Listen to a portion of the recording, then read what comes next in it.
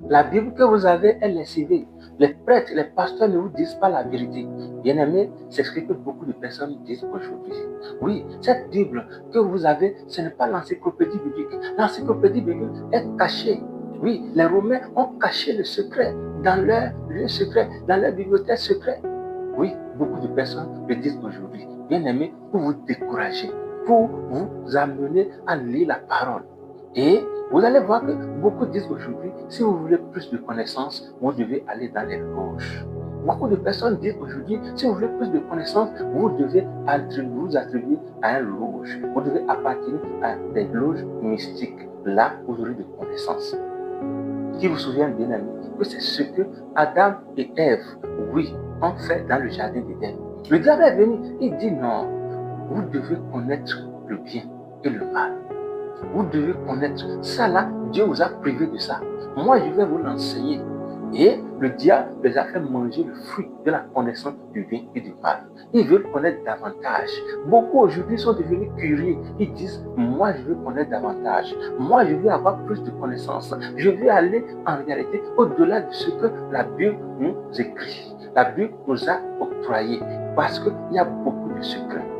Beaucoup se sont pervertis. Beaucoup sont allés aujourd'hui loin de la vérité, loin de la parole, loin de la lumière. Ils sont devenus des grands sorciers, des mystiques. Ils vont commencer par faire des voyages. Ils ont commencé par aller, oui, dans les planètes, sur des planètes.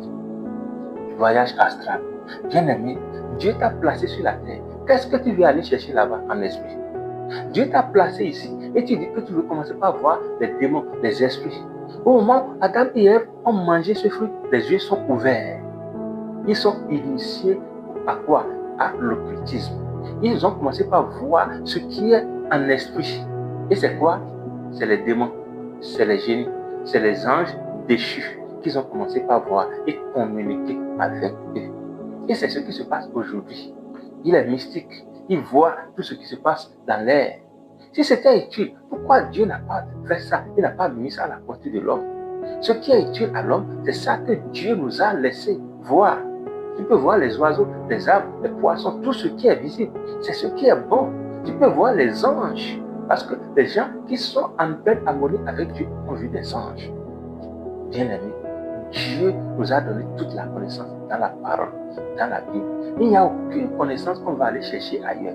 Dieu a manifesté toute sa plénitude en Jésus. Si tu obéis pleinement à la parole de Jésus, tu vas voir au-delà de ce que l'homme physique peut voir.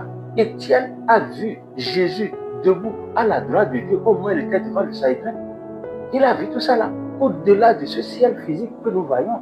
Parce qu'il obéissait à Dieu. Il était rempli du Saint-Esprit.